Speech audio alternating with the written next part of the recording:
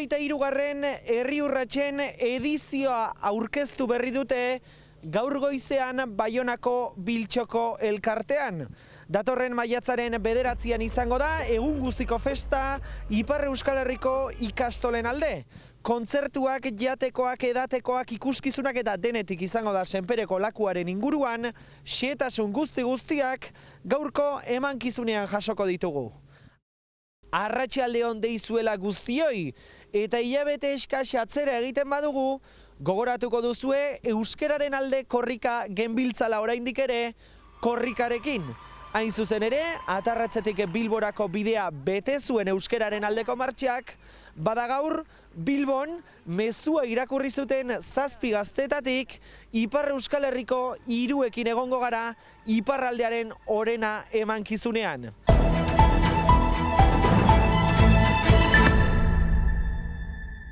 Herri Urratsen 53. edizioak Hezkuntza Errektoretzak Baxoko azterketentzat emandako erantzunaren aurrean, euskerazko ikasketak, azterketak eta bizia aldarrikatuko ditu. Baxoa euskeraz pasatzeko eskubidea ukatu dute berriro ere, eta beraz, badei egiten diogu euskal jendarte guztiari herri urratze eguna mobilizazio egun nazional bat bihurtzera, Baxoa euskeraz aldarrikatzeko eta nolabait ere euskeraz ikasteko eskubidearen alde eta euskeraz bizitzeko eskubidearen alde, eta arratzeko 5 deialdi bat egiten dugu Arabagunean, kontzentrazio erraldoi bat egiteko eta argazki erraldoi bat egiteko.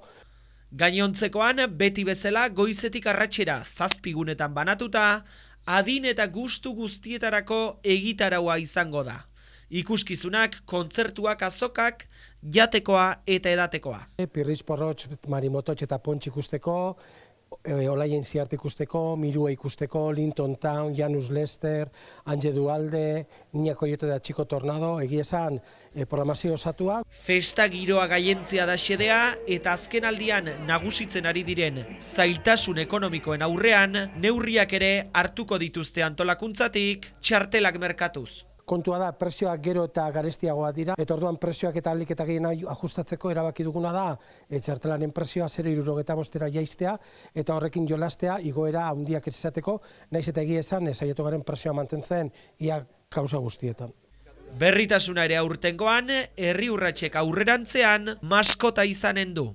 Nolabait ere Herri Urratzen babesten duen monstrua da, eta orduan helburua litzateke, Herri Urratzek maskota bat ere izatea, eta momentu honetan ikastoletako umeak bozkatzen ari dira, ze izen jarriko diogun Herri Urratzeko monstruari.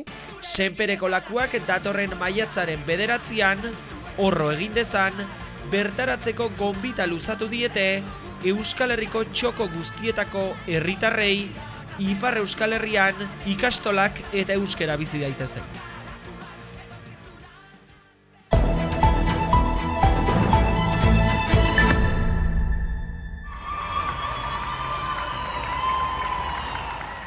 Aurretik aurreko egunak geunden hor zalantzan, ea baten bat eroriko zen, ea ze olako izusteko hori gertatuko zen beldur, eta azkenean ezen deusola gertatu, dena aurreikusia bezala gertatu zen, eta orduan pozik eta momentu polita.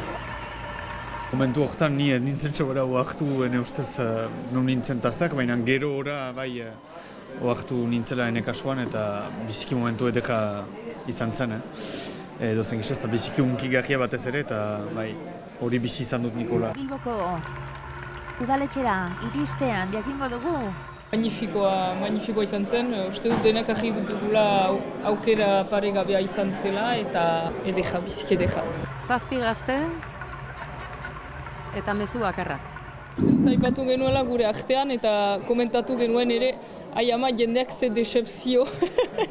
Azkenean uste dut ajera biziki goxoa, beroa eta jaso dugula, baina bai aipatu genuen gure artean, jendeak gure ikustean agian ez du lehtuko edo irudituko zaio, horiek nok dira. Entzun izan dut zinta barnera sartzean ere jendeak gaiten hauek, zein dira hauek? Jendeak ikusten gintuen azken kilometroko petoarekin, zenbakiarekin, eta hauek? Hori, bai, ikusten zen hori, Bai, baina...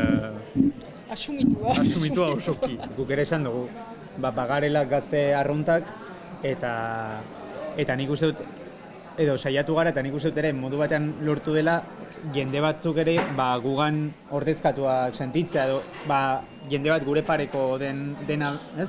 Eta gu bezala dabilena gauza askotan, ikusi gaituela ere beraien pareko, eta nik uste dut hori ere polita zela eta hori bilatzen genuela ere. Ordezkatzea euskaltzalea diren gazte guztiak. Leire Casamaiu Xuutarra, Salbat Altzugarai Baigorriarra eta Aitzol Gil de San Vicente Hendaiarra izan ziren 24. korrikaren lekukoan Euskal Herria gurutzatu zuen mezua idatzi zuten Ipar Euskal Herriko 3 gazteak. Abenduaren 19an jaso zuten inondik inora espero ez zuten eskaera. Nik uste, AEKak ere asko lagundu gaituela prozesu guztian eta asko zaindu dutela prozesu guztia. Eta egin ziguten mezuaren idazketan hasi aurretik elkar ezagutzeko antolatu, egun pasa bat, Altsasun izan zena, eta bertan izan zen kontaktu hartze bat edo, eta gero-gerora ere prestatu ziguten asteburu pasa bat Ozaetan dagoen sortzeko eremu batean edo, eta bertan idatzi genuen, ez? Zazpiron artean. Eta Altsasuko egun pasa baino lehen ere online bilkura bana edo bi egin genituen eta pixka bat ere lehen kontaktua izaiteko. Ez uste dut zubilan hori hasteko eski ongi gauzatu dela azken finean eta lortu dugula zazpinaka idazten, nola idatzi dugun hori da betiko jendek jakin nahi duen hori. Azkenean ejan duzun bezala, ez baikin nuen elkar ezagutzen eta bakotxa bere esperientziatik eta ideietatik heldu zen. Eta orduan lehen urratxa zinez hori izan zen, bakotxak ere jaitea ze espero zuen mezu horrekin, eta gero asteburu hori izan da, eta hor gauzatu da egiazki afera. Azkenean testua ez da izan zuk parte bat eta zuk beste bat, egiazki hori hasieratik ahi egin nuen, behar zela izan mezuaren osotasuna, denei ongi zitzaigun zerbait, gorputz bat, eta uste dut hola osatu dela. Izerdiz betetzen den gorputza da gurea. Borrokaren eta desiraren aztarnak aho daramatzana.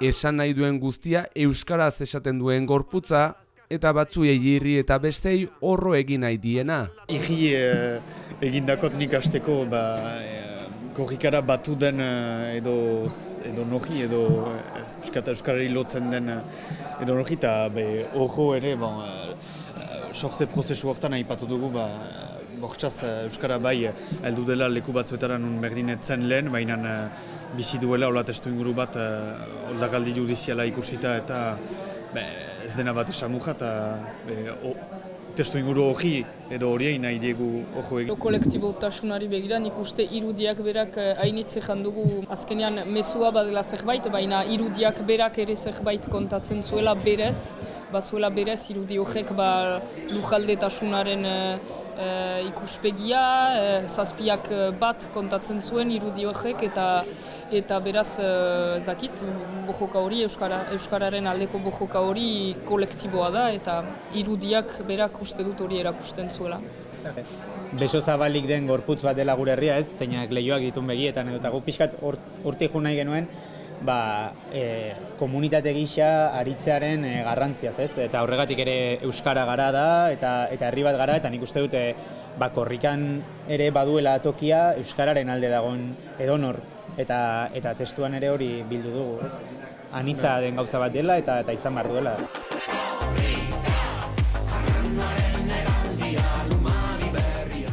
Espero dut orain bestondo hori pasatzerakoan berriz indarrez hasiko dela jendea edo zen gisaz gauzak antolatzen. Urrengo korrika itxoin gabe edo zen gisaz eta urrengo korrikak emanen digu indarra berriz segitzeko edo zen gisaz. Uste dut hola maksan dena edo zen gisaz erri untan hola funtzionatzen dugu edo zen gisaz. Aski zailak diren garai hauetan uste dut hainitzeko bizi dugula korrika, pixkat behiz oksigenoa emaiten dizun gauza bat bezala eta uste dut badugula indako jen beharra eta bainik espero dut egia ezan, behiz sibirura itzulita beste behin, baina bultzada bat emanen ziola ujaldeari ondoko aste hilabeteetarako, zerbait agian hain urbilekoa ez den jendeari pentsaraziko ziola ato, hori hola da, hemen euskaraz bizi da jendea eta agian ni ere horren parte naiz eta uste dut esperantza zerbait ekartzen duela korrikak eta beraz,